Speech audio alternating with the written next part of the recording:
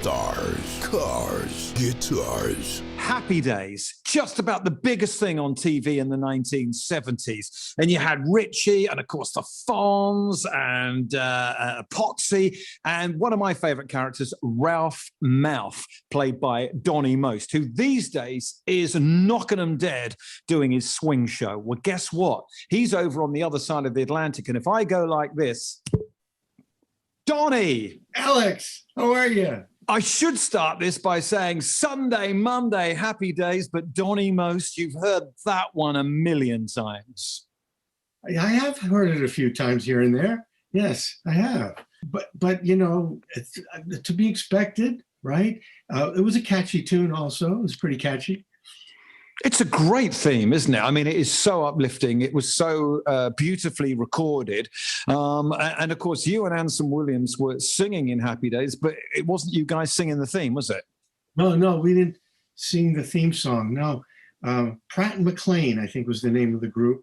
I think they might have been studio musicians, and they tacked on that name because they weren't really a group. I think that was the story.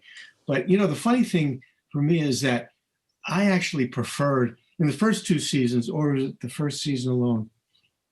First season, they used Rock Around the Clock as our theme song.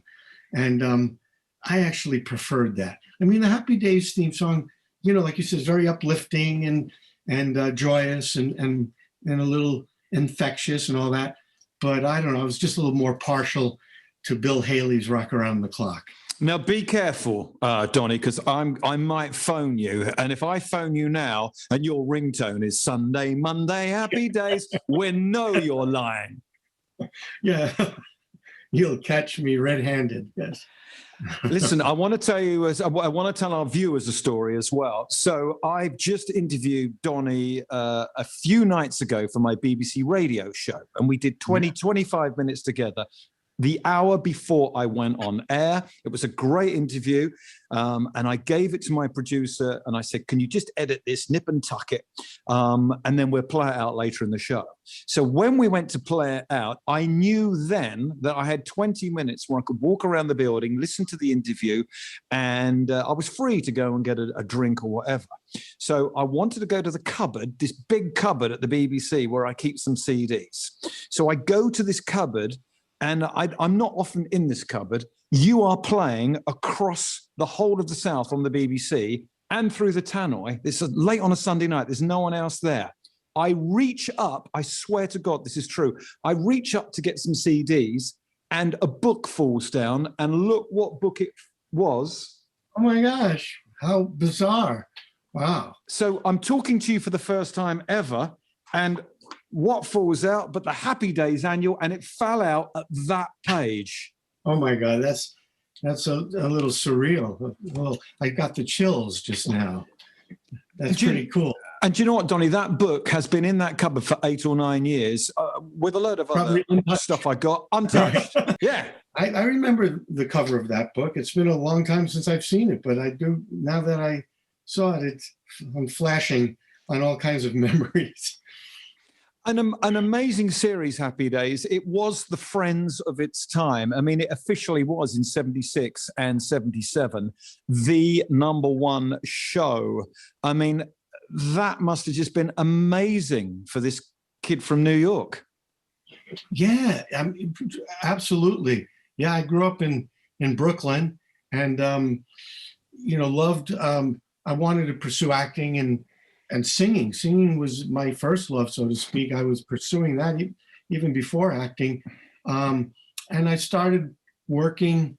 I started getting booked in a lot of TV commercials, some big national commercials in New York City and all that. Went out to California.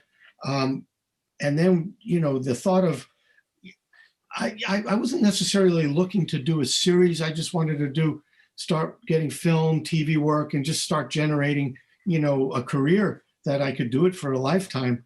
And it happened rather quickly once I got out to LA. And then we're shooting a pilot.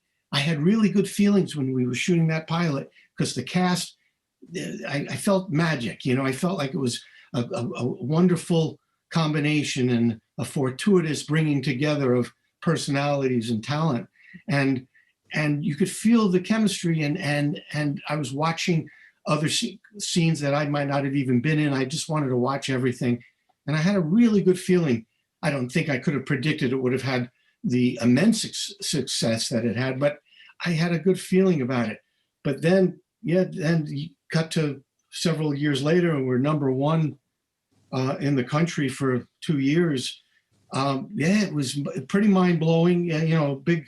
It's like I used to say, it was like entering the twilight zone. Your life is changed in a profound way, going from relative anonymity, total anonymity, to you can't walk down the street, without being recognized.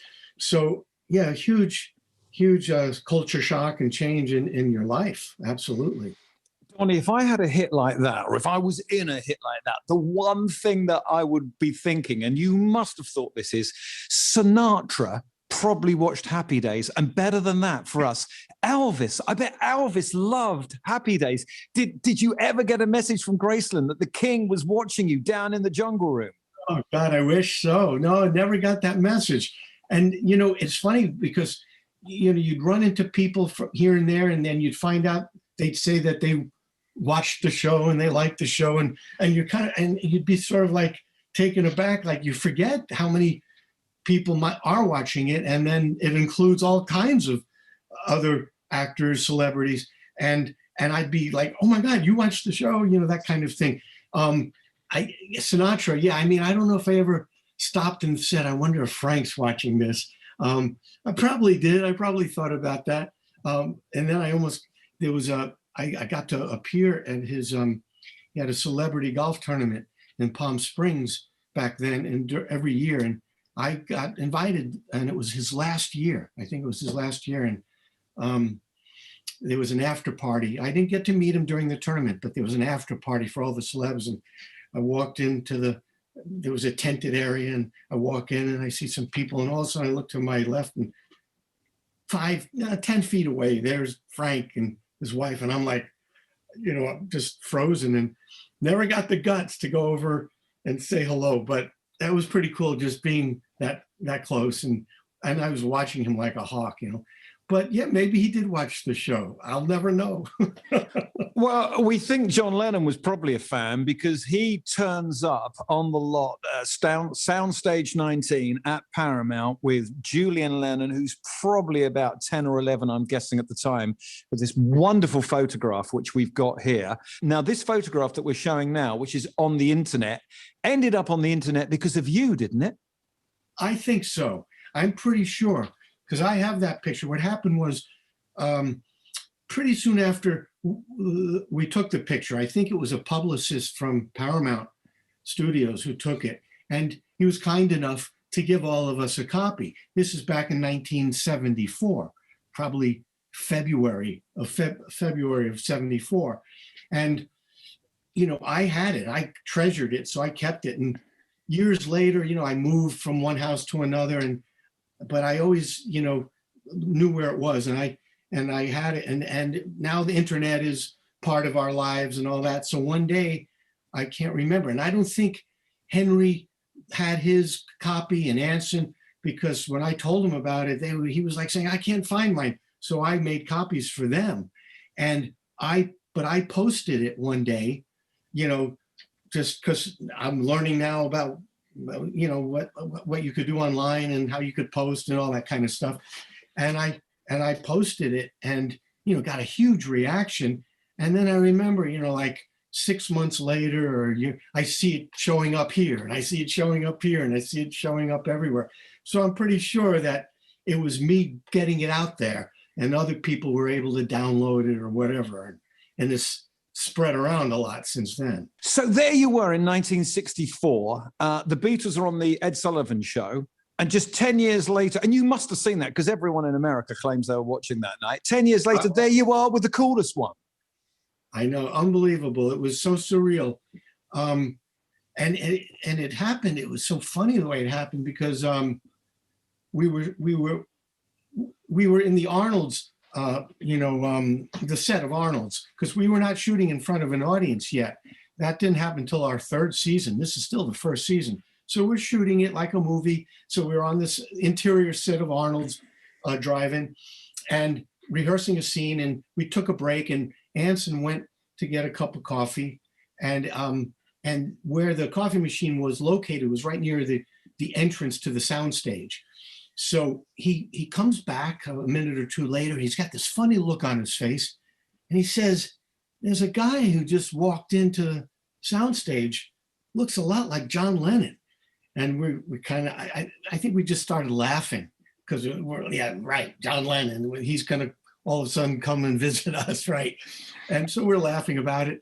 Then a minute later, we see a guy with long hair and a young boy. I think he was 9 at the time. And we start looking, and we're all looking, and jaws are dropping to the floor. And we realize, my God, it is John Lennon. And you're speechless. It's like, you can't, you feel like, you're dreaming or something. It was so bizarre. So it turns out he was on a trip, out to the West Coast, and Julian was with him. And I think he was going to show him Disneyland and all that. And I guess maybe Julian had seen the show. We'd probably only been on the air. Maybe 3 or 4 episodes had aired at that point. And maybe, he liked it. And John, of course, is a fan of 50s music. So maybe he liked it too. I don't know. But they came and they just hung out on the set for several hours. And he was so humble and so soft-spoken and gentle and so low-key and kind of in this calm place, and then they watched the rehearsal. And then I found out after, and we talked for a while, and we took that great picture, which I have hanging on my wall right there. And then I found out later, Anson told me this, that while we were rehearsing, he was talking to some of the crew members, and he was like doodling stuff on napkins and handing out his doodles to all the crew. And Anson's like saying to me afterwards, why didn't we get any of those doodles? He didn't give us, we were like bummed that we didn't get those. They're probably worth a lot of money and just would have been cool to have. But that picture was I don't want to say enough. Always could have been more, but it was pretty amazingly special. And as I said to you the other night when we were doing a similar conversation on the radio, you would have thought that Gary Marshall or someone would have sat John down in the booth as an extra at Arnold's. How cool would that have been? Because he was just sat on the set anyway.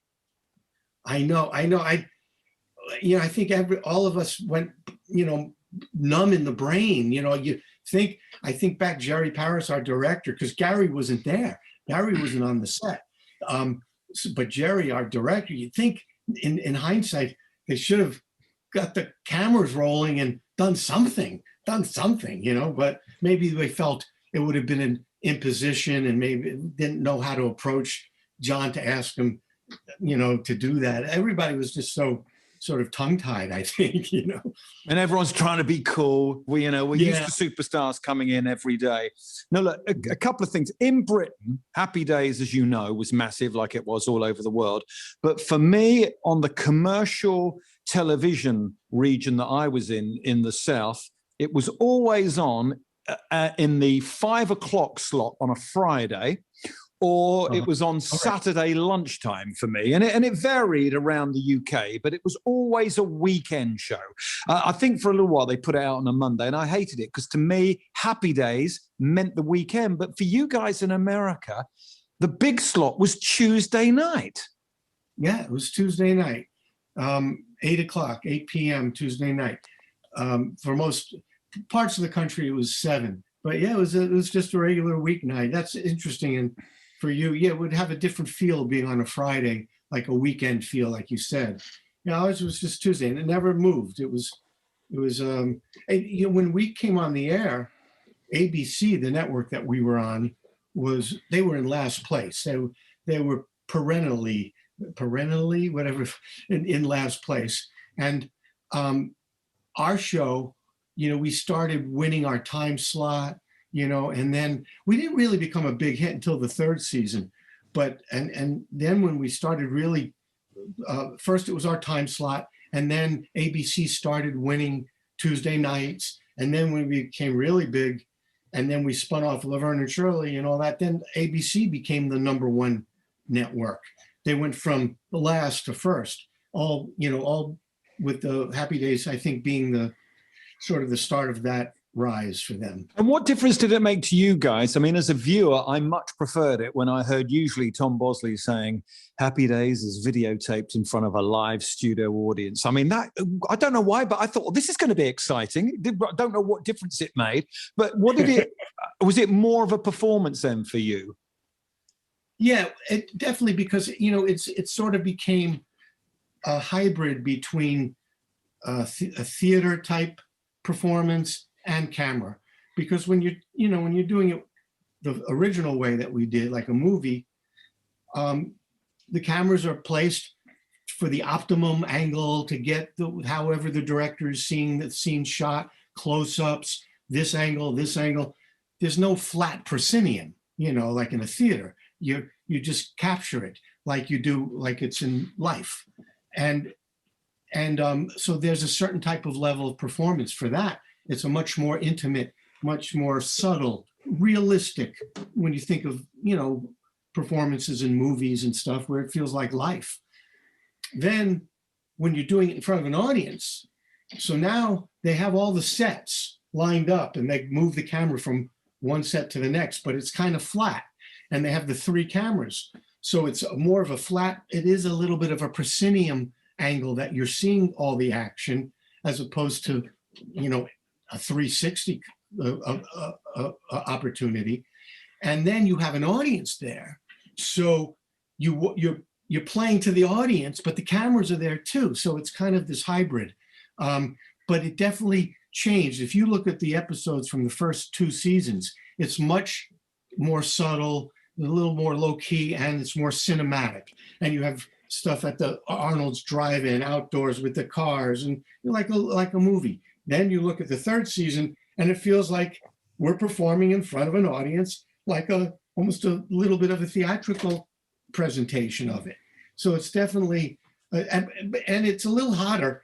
It's a hotter, more electric feel, because there's that interaction and the communion between you and the audience, and they're laughing, and it's getting everybody jazzed, and so it's a little dance that goes on between you and the audience, obviously. Absolutely. Now, listen, this is going to be dangerous, because this could really fall flat now, or we might get a good story out of you. I've not done enough homework to see if the timelines meet up on this, Donny, but I'm going to go for it. In Britain, Phil Silvers as Sergeant Bilko was huge. I know it only ran for a couple of years, but the BBC showed it for years and years and years. So it was even showing up to the end of the 80s regularly, maybe even into the 90s, late night on the BBC. All right. Oh, okay. So that show, I think it was bigger in Britain than it was in America. So I was delighted when Kathy Silvers brings her dad, Phil Silvers, in for one episode. Now, you're either going to say, yeah, Alex, great, but I'd left by then, or you're going to say, I was there when Phil Silvers walked in. What's it going to be, Donny Most? I wish I was there. No! I wish, because I was already gone. But the fact is, I was a huge Bilko fan. I loved that show as a kid. I wasn't even there when Kathy joined the cast, because she joined the cast after Ron Howard and I left after the 7th season. And then, so they brought in some new characters and all that. And Kathy was brought in as Joni's best friend, Jenny Piccolo. So I wasn't even there when she came in. But then I heard about the fact that Phil came in as a guest star, and I was like bummed that I didn't get to, because he was like, sort of an idol of mine when I was a kid. I just thought he was the funniest guy, on TV. Him and then I used to, there were the guys that I used to love. I loved Abbott and Costello. They were favorites of mine.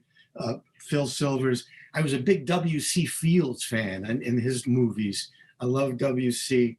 and Jack Benny, and then there were some others, the Marx Brothers, of course. And but Phil was right up there. my idols, my comedy idols. Tell me Anson Williams phoned you, because he when you and Ron left, he stayed. Tell me he phoned you and said, look, you may have left to go on to Pastures New, but we've got Phil Silvers, Sergeant Bilko on the show this week. He might have called me. I'm trying to remember how I found out. It very well might have been Anson calling me. And Anson and I talk all the time now. We speak like, at least once a week, maybe twice a week. So we're still great friends. Now, as you can tell, I'm a massive fan, but I haven't actually sat down and watched it for years and years and years. Oh. It's something I'm always going to go back and visit. So I'm going to take another risk here. Okay. I fell flat with my Phil Silvers, but we got a good story out of it, Donny, so we're safe. But this now could be very dangerous, because I'm sure, but I wouldn't put money on it, you were there. You were still there. I think it was probably your last season when Robin Williams arrived as Mork. I definitely was there when Robin came. Trying to remember what season. It might have been season 7. I can't, season 6 or 7. I definitely was there for that. You couldn't forget that, and luckily I was there. That was an interesting story, because it was probably what, if you ask all of us in the cast, we'd probably say initially we thought it was the worst script that had been handed to us of any of the episodes, because it was just so, a Martian, a guy from another planet, it turned out to be a dream, but it just seemed forced, and it didn't track really well, and we were worried about this script, and they had trouble casting the guy to play Orc. They initially cast somebody, and after like the first day of rehearsal, he quit, and I think because he realized like, this is going to turn out bad for me, So they didn't know what they were going to do, who are we going to get? It's like Wednesday, and we shoot in front of an audience on Friday, and they have to cast the lead guest role. So I think it was, I don't know if it was Penny Marshall or Penny and Gary's sister, Ronnie Hallen, who was working on Happy Days, who said they'd seen a comedian at the Comedy Store, which was a famous comedy club on Sunset Boulevard. And they said, this guy would be perfect. And so they found out, they said, okay, they called him in. He came in and did an audition in Gary's office. From what I heard the story, I wasn't there. And he did all these crazy things and flipped Gary and the director, Jerry, out.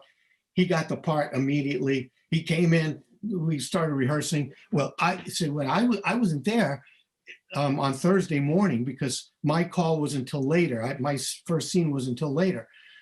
But when I walked onto that soundstage, 11, 12 o'clock, on Thursday, there was this palpable buzz as soon as I walked into that soundstage. I can't even describe it. And there was this buzz, and I'm hearing this, and I walk in and I see people and talking in huddles, and then somebody rushes over to me and says, where do you see this guy? Where do you see who they got to play Mork? And I go, really? And he's unbelievable. So I walk over, and they're in the middle of a scene. Robin was doing a scene, I think it was with Henry and Ron, and I'm watching, and you kind of like, what? Who is this guy? It seemed like he was from another planet.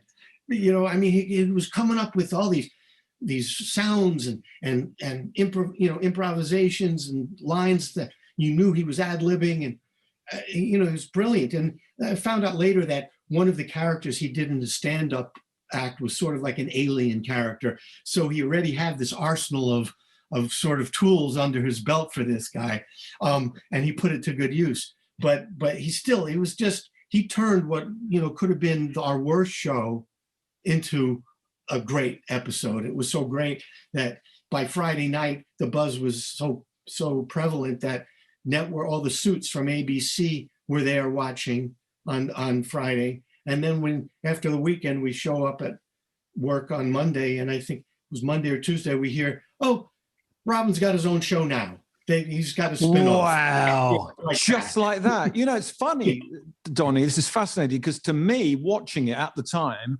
I thought this has been written for this amazing guy because they just wanted to get him in Happy Days. But obviously it wasn't. That's amazing. Yeah, there was some real destiny and fate at work that all of it went down the way it did, and that he got that part. Because nobody could have been, he was as good as nobody could have been as good as him in that role.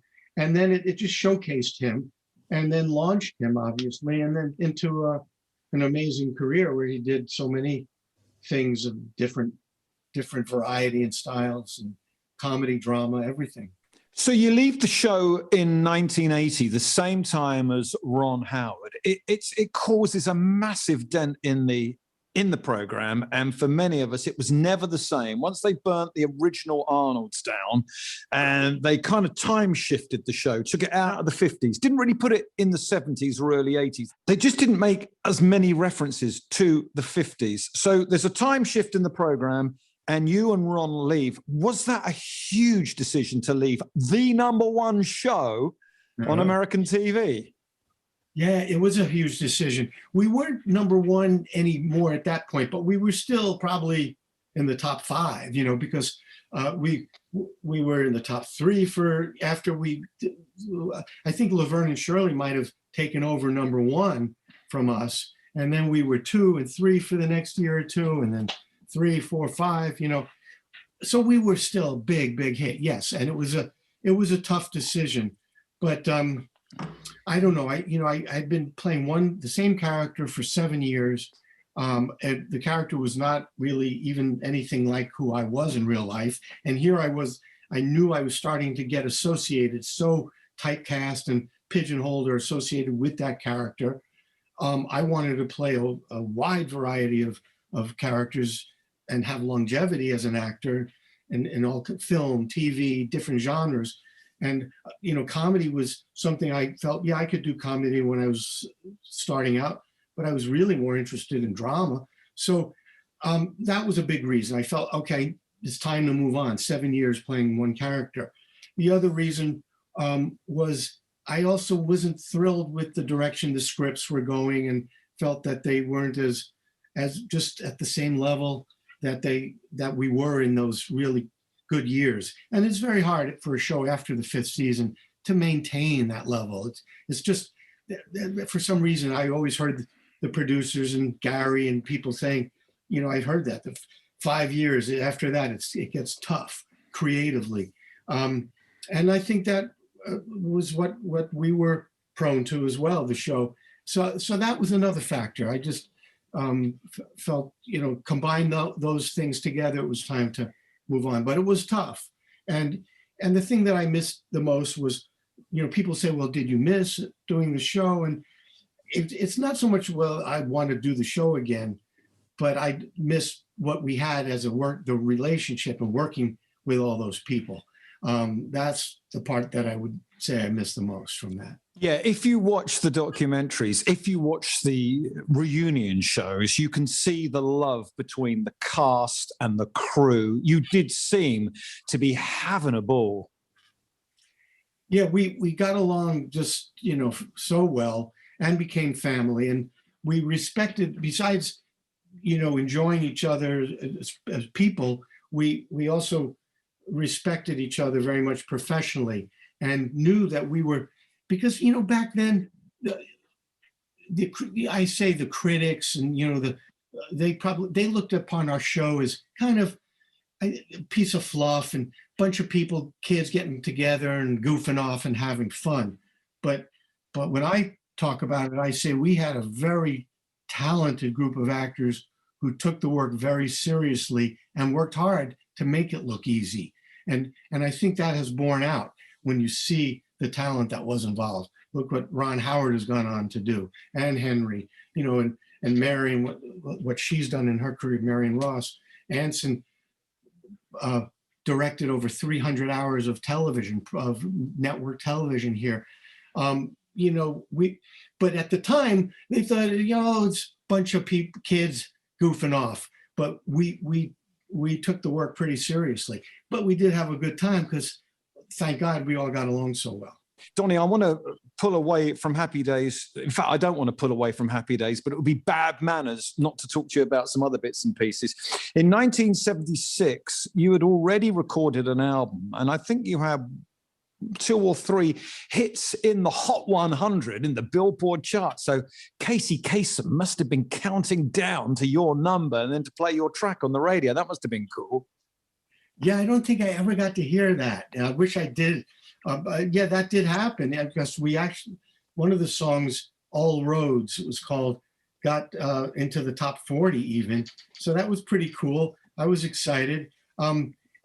But, you know, when I got to do that first album, it wasn't really the music that I loved, or at least that I felt really good about singing, because my early love of music was more in the jazz, swing, standards, you know, the great standards and all that.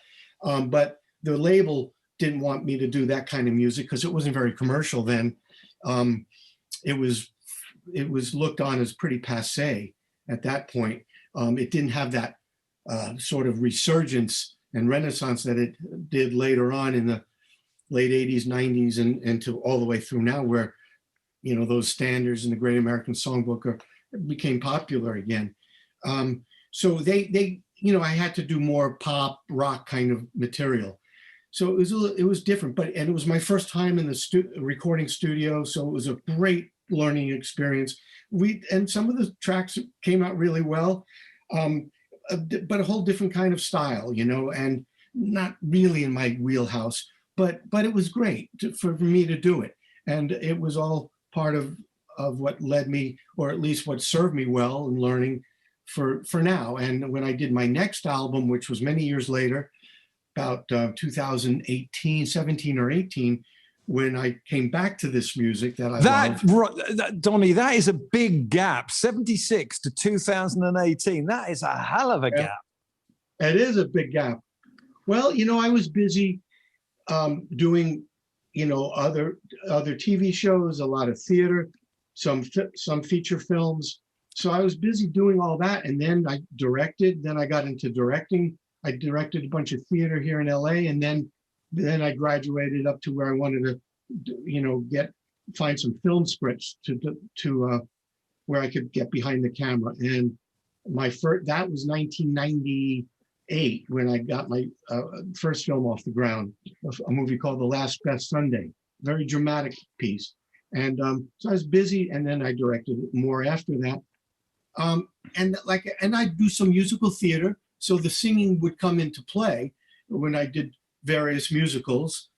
You know, I had to utilize it, and every once in a while, I might have gotten to sing at on a variety show, or, you know, one of the variety shows that were on, or a charity event.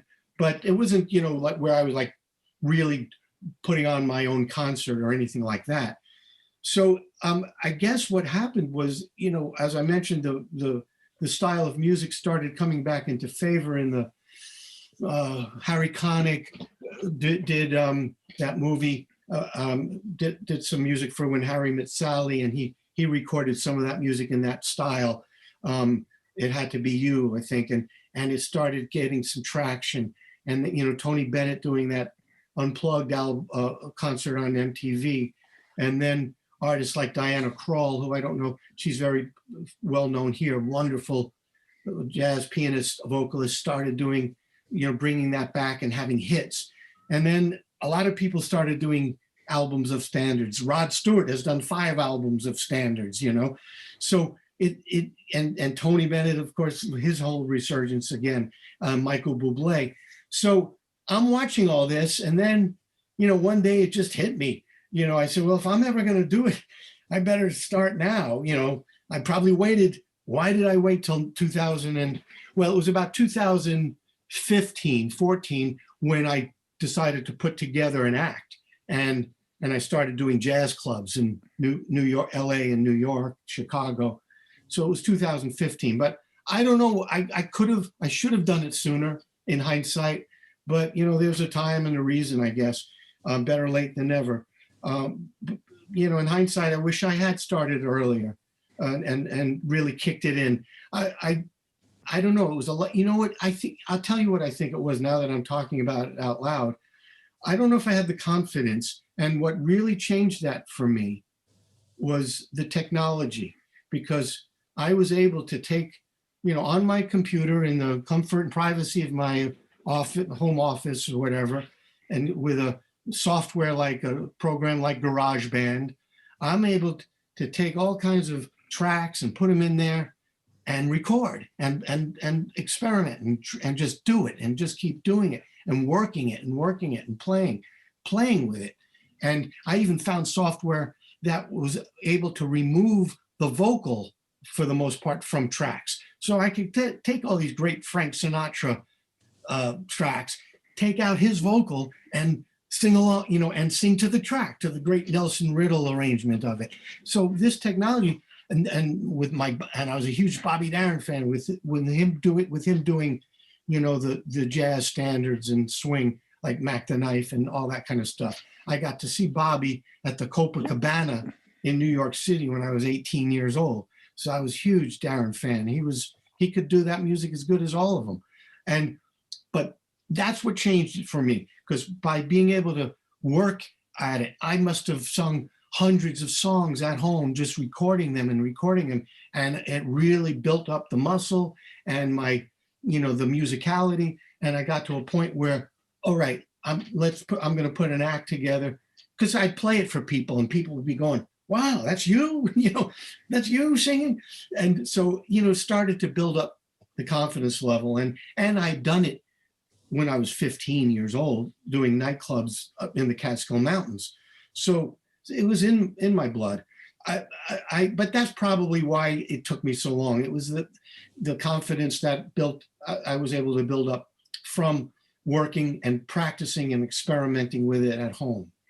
I must urge, because people may have looked at the thumbnail for this video and thought, oh, great, it's one of the cast members from Happy Days in an interview. But I must urge anyone who's enjoying this to look you up online, or maybe go to some of your YouTube singing videos, because you have a wonderful voice. And that's why we were playing Oh Baby Baby on the radio just the other night. And we got, we got some texts and some emails, and quite a few of them, and some phone calls saying, I can't believe that's Donny Most, which in a way is a compliment. But in another way, you must be thinking, well, of course it is. I can sing. Just because I was in a situation comedy doesn't mean I can't sing. Yeah, but I understand the surprise, because, look at all these years and people never heard that or saw that. So I understand the surprise. And I would enjoy it actually when after a live show that I do, and people coming up to me and they're like, like they were telling you, I'm blown away, and you could see how kind of shocked they were. They did not expect it. And that to me was I take it as a really good compliment. I didn't think of it in a negative way at all. No, look, I looked through your resume and there's so much there, and you've had a great career. But one of my questions was, right, you did a show, you guested in a show where the good and the great of Hollywood would go. And I'm guessing it was for the money. So I want to know, you got $500,000 for your episode, and I want to know who was in your episode of Love Boat. Yeah, I did not get $500,000, but I did get 2 cruises. I went on 2 cruises, an Alaskan cruise, and that was one of the reasons. And then the other one was through the Panama Canal, so that was pretty cool. The first one I did, wow, there was some pretty heavyweight actors on there. Ray Milland was in it, Eleanor Parker. Wow. And then I'm trying to remember, there were a bunch of others. Mark Harmon was in it, and he was not yet known. It was one of his first things that he got, Mark. I can't remember. I know there were a bunch of other, pretty well-known actors in it, but I can't remember. And then the second one I did, I remember it was, my storyline was with Charlene Tilton. So she was in it, and I'm going to have to look back and see who else were the guests, because, sometimes they all start to, I did some of those and some other TV shows where I had, some famous guest stars that were on. And I don't want to say the wrong thing. It was amazing. It was like no one had turned down the Love Boat because it was just star after star after star, week in, week out. Is that because Aaron Spelling knew everybody in Hollywood? I guess I think it was probably a lot of actors. We think about like Ray Milland. He was probably it was at the twilight of his career, and he wasn't working that much anymore. And they said, he got the offer, and you go on an Alaskan cruise. So he did. He said, okay, I'll do that. He's probably semi-retired by then, or retired. Same thing with Eleanor Parker. So there were a lot of people who did it for that, and then it just became a thing to do. I guess it became a pretty big hit, and so why not? I actually, when they first offered it to me, I turned it down. I didn't want to do the show because, as I alluded to earlier, I was trying to break away from comedy, or not all comedy, but at least at that particular point, I thought it would be good to do something different and not comedic and too light. And so Love Boat was that. It was more in the light comedic vein. There's some little bit of drama, but not anything really serious. So I turned it down. But then it was like a year or two later, and they said, well, would you consider this one? And it's a 2-week cruise to Alaska, and So then I was like, well, let me read the script, So I read the script, and actually I liked the scenes that my character was in.